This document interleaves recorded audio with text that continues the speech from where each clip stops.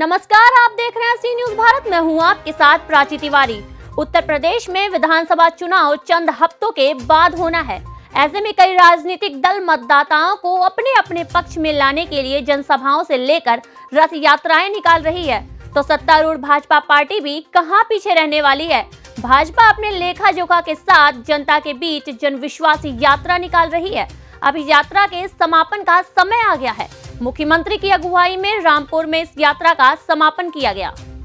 भाइयों बहनों, 2017 के पहले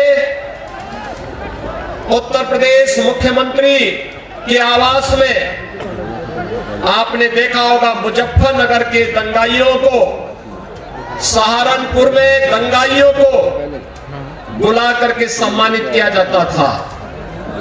लेकिन 2017 के बाद मुख्यमंत्री आवास में किसानों का सम्मान होता है और गुरुवाणी का पाठ होता है।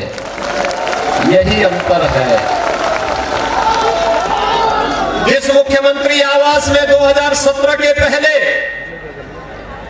पेशेवर दंगाइयों को और अपराधियों और माफियाओं को सम्मानित किया जाता था, वही मुख्यमंत्री आवास आज उत्तर प्रदेश के युवाओं के लिए, उत्तर प्रदेश के किसानों के लिए सम्मान करने का एक माध्यम बना है। और वही मुख्यमंत्री आवास में आज इस देश के अंदर अपनी जवानी को लुटाने वाले गुरु गोविंद सिंह जी के 4 साहबजादों के सम्मान और के कार्यक्रम को, और उस अवसर पर गुरुवाणी के पाठ और कीर्तन के कार्यक्रम को आयोजित किया जाता है।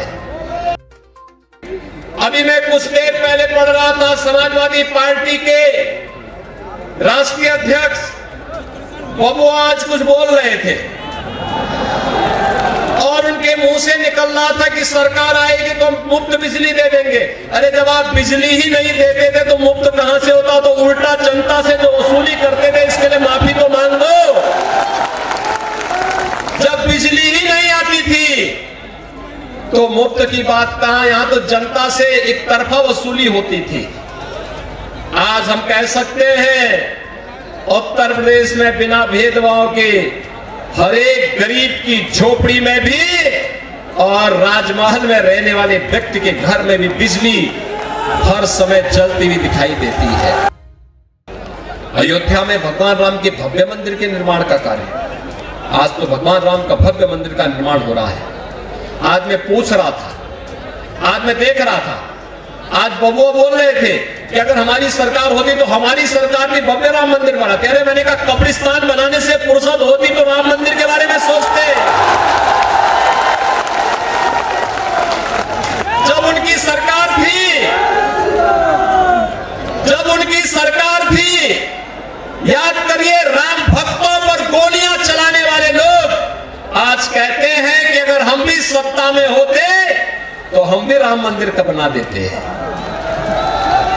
ये बदलाव है, ये आपकी ताकत है भाइयों बहनों, आपकी ताकत है। ये आपके वोट बैंक की ताकत इनको नाक रगड़ने के लिए मजबूर कर रही है। और जिस दिन आप चाहेंगे, ये लोग नाक रगड़ करके आपके पास आएंगे कि 1990 के राम भक्तों पर चलाई गई गोलियों के लिए माफी मांगते हैं। इनको कहना पड़ेगा। समाजवादी पार्टी को देश की जनता से माफी मांगनी चाहिए अपने कृत्यों के लिए। राम भक्तों पर गोली चलाने वाले लोग आज कहते हैं कि अगर सत्ता में रहते तो हम भी राम मंदिर का निर्माण कर देते। तो फिर सकीबुल रहमान वर्ग क्या करते? क्या करते हैं लोग? ये जो गरीबों की संपत्ति पर कब्जा करने वाले लोग क्या करते? फिर भाइयों बहनों, उत्तर प्रदेश की तस्वीर 2017 के पहले क्या थी, ये किसी से छुपी भी नहीं है। और फिर रामपुर से ज्यादा कौन इसको जानता है?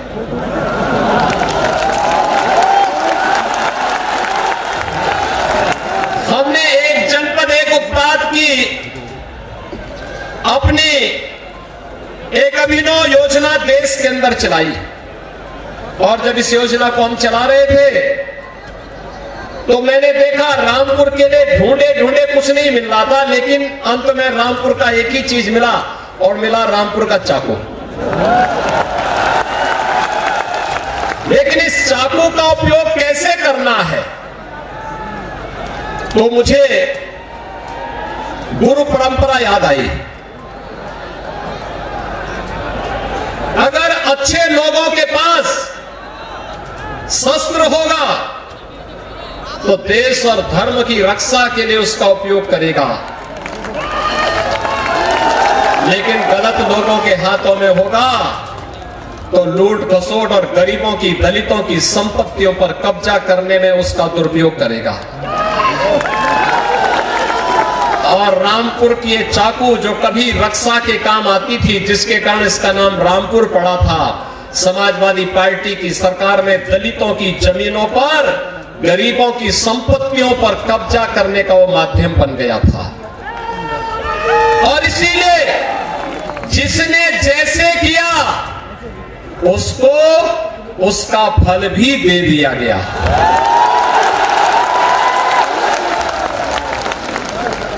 और हम लोगों ने तो पहले ही दिन इस बात को कहा था, लेकिन भारतीय जनता पार्टी जो कहती है वो करके दिखाती है।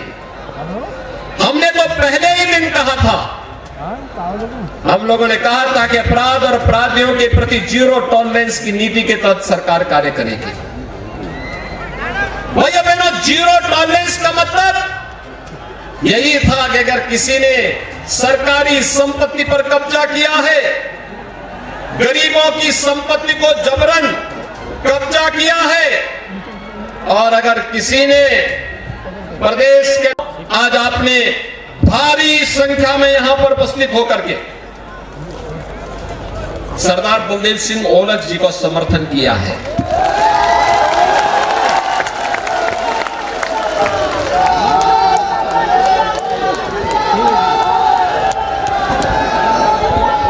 पिछली बार जब विधानसभा चुनाव में मुझे यहां आना था तो मेरा हेलीकॉप्टर नहीं उतरने दिया गया था, याद है ना?